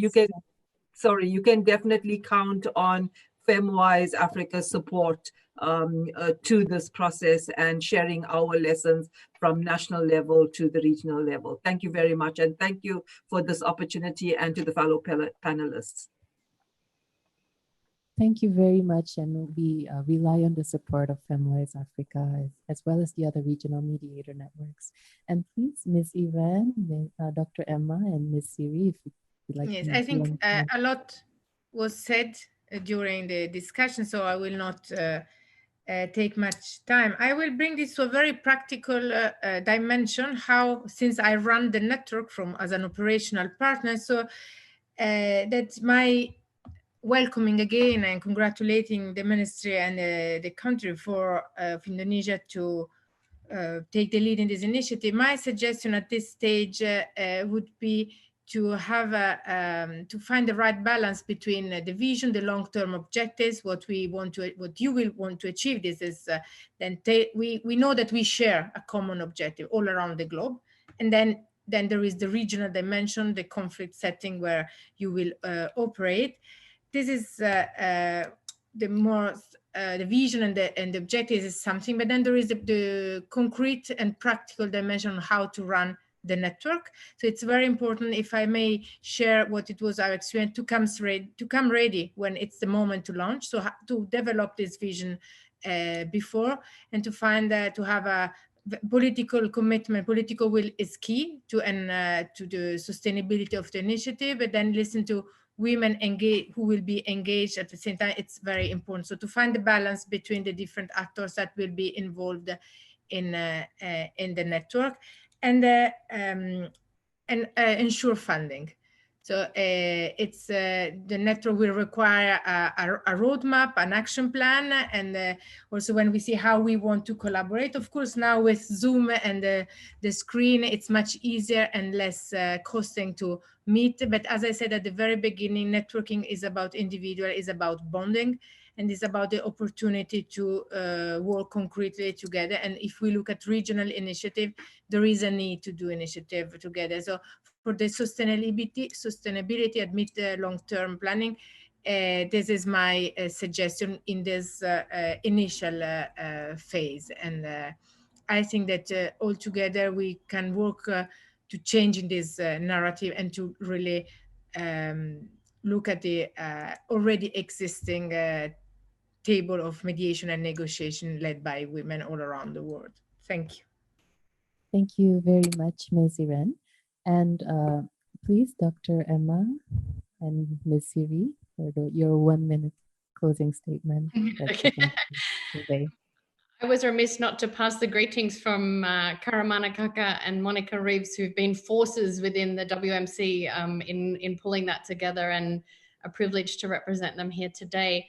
Obviously, I'm straddling two hats here, and I'm super excited about the possibility of ASEAN continuing to mobilize our lessons learned, because I'm sitting in Cambodia, a country that's benefited from a peace process of 25 years. The Myanmar Majanan, Shadia and Aceh process, Lillian Fan, we've seen Momo in the last few days, we've Nolene Hazer. I mean, there are so many women across this region, Miriam Gingdelis, and of course, the team in the Ministry of Foreign Affairs in Indonesia. It's extraordinary, actually, the women that we have who have already been through mediation and negotiation processes and have such a wealth of experience to share with the rest of the world. So I'm excited that we unlock that and we continue to find ways to do that, not in interventionist, egocentric, power controlling ways, but in collaborative, community-minded, inclusive ways. And I think we have the power to take that forward.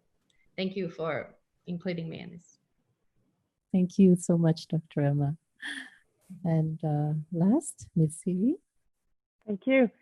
Yeah, and let me also again congratulate you on this initiative and also this webinar, and thanking you for involving the Nordic network. I think a very sort of short message. I think to achieve sustainable peace, you need inclusive processes and you need women. Maybe it's not possible to gather all around one table, but in a peace process, it could be very diverse and include different tables and different processes.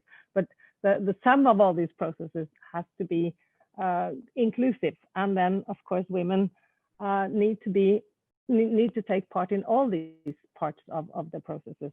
And the networks that we are representing are important mechanisms for enhancing and promoting women to these processes and to these tables.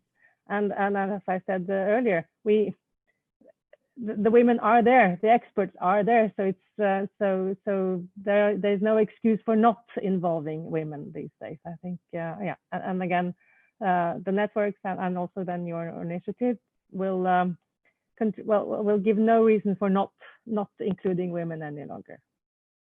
Thank you. Thank you so much, Ms. Siri.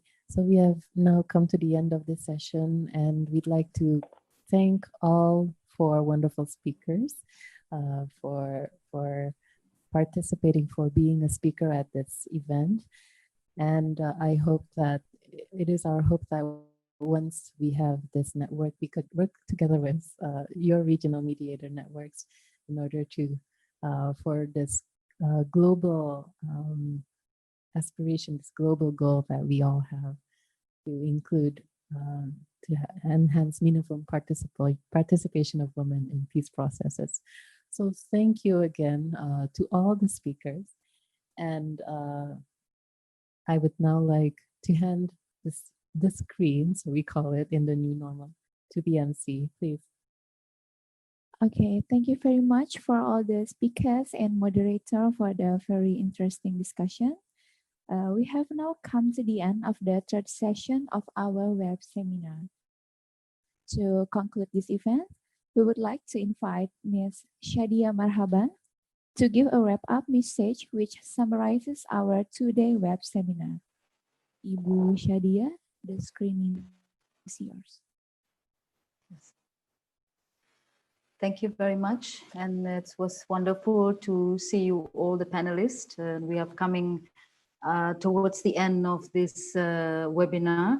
I'm presenting a recap for the 2 days event, which is not easy for me, but I will try my best to do so. The report from His Excellency Jose Tavares as the Director General of ASEAN Cooperation underlined the objective of this webinar is to discuss relevant issues on women, peace and security. He underlined some key topics will be the focus of each session, identifying new emerging issues related to women and securities in Southeast Asia, and the role of mediators and negotiators, that women can play a role in the regional peace process in Southeast Asia. Also by sharing lesson learned, best practices, and also exploring to enhance the capacity of women mediators and negotiators in Southeast Asia. The second is from His Excellency Retno Marsudi, Ministry of Foreign Affairs of the Republic of Indonesia. In her keynote, she specifically addressed and believe also that women are equal to peace and peace is equal to women. So we've heard also your input, very valuable input about engaging women is a must, but how do we engage women with such limited situation that we are facing? She also highlighted that women participation increased the probability of the peace agreement lasting 15 years by 35%. However, we see different realities on the ground as reflected by the low statistic until 2018.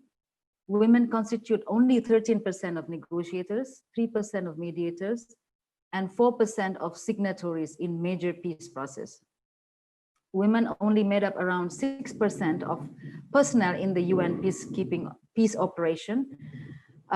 Therefore, women needs to be more included. And to achieve this goal, the Madam Foreign Minister underlined 3 points. First is the need to change the culture and mindset, including the mindset of our male counterparts, convince them that together we can. The second, she addressed on enhancing the capacity as they have unique skill and perspective to offer to peace process and peace building. The third is fostering the like-minded network, which would provide mentoring opportunities, exchanges of lesson learned, training, and other forms of collaboration. She also expressed her hope that the Southeast Asia network of women peace negotiators and mediators that will be established soon can reinforce the existing ASEAN Women Peace Registry. I think our Madam Moderator already explained to you about the Women Peace Registry and why this is different. And the session 1, we talk about the new emerging women peace and security issues in Southeast Asia and the role of women negotiators and mediators. We talked about the significance of Resolution 1325. We also discussed about the obstacles that facing women as negotiators and mediators, that women should be equipped to channel the voice, to improve their representation in the peace process, and to make women participate meaningful in the peace processes. We heard so much of today's discussion, the word meaningful.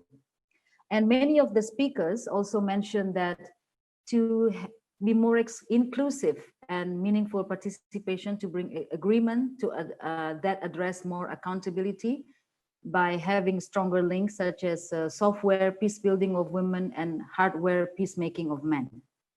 Speaker also touched up the notion of pandemics and natural disaster, misinformation and hate speech, as well as to end all forms of violence against women in which women should be involved, increasing their capacity, ensuring women to be empowered and given access to become the agent of peace. The second session, which I'm also part of this session this morning, it specifically talks about the role of women as negotiators and mediators at the peace table. Many of the speakers mentioned or bring unique perspectives to the peace table with moderate views to balance the dynamic of negotiation and ability to convince conflicting party to sit and to negotiate. Women have the audacity, coupled with gentle and nurturing nature, to help many communities in their endurance. Speakers also discussed the need to have male champion in the WPS Women, Peace and Security agenda to create support structure, to overcome obstacle in public area, as well as to defend women in the society. Defend women in social media. That's also being addressed in today's discussion, and also defend women at negotiation table.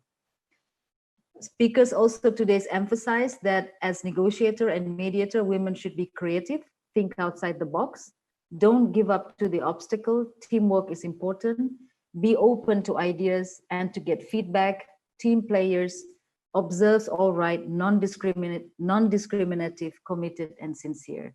So these are some of that we highlighted of the today's discussion. And the session 3, which is your session here, which is talking about the Regional Women Mediators Network, best practices from other regions, listening the initiative from African Union, the Commonwealth countries, Mediterranean, Nordic Mediators Network, made me think and made all of us think that this is not just a network, but this is a power, a women with power that have the ability to mediate, and they are ready.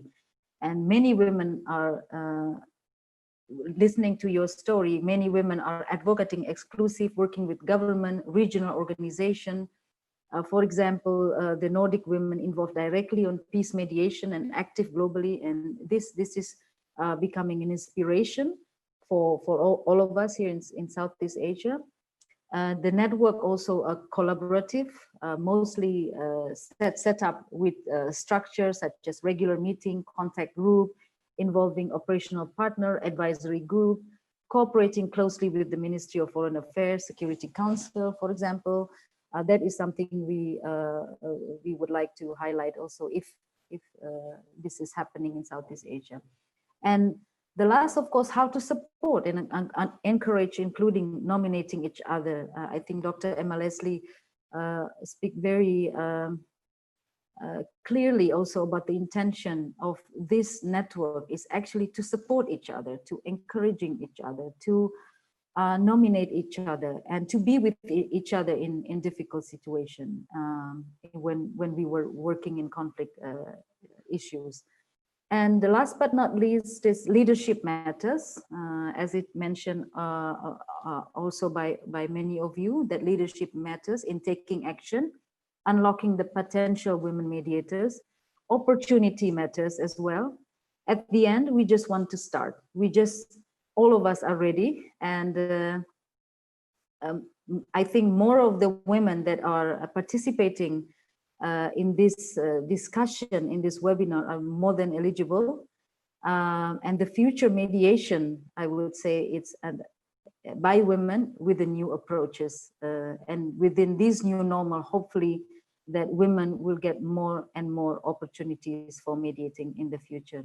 I hope that concludes all, and thank you very much for spending your time.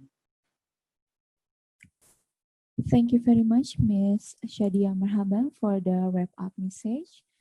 We have now come to the end of our web seminar series titled The Role of Women Negotiators and Mediators in the Maintenance of Regional Peace and Security. Thank you for all the participants for a very interesting discussion we have these last 2 days, and see you soon again in the other event. Thank you very much.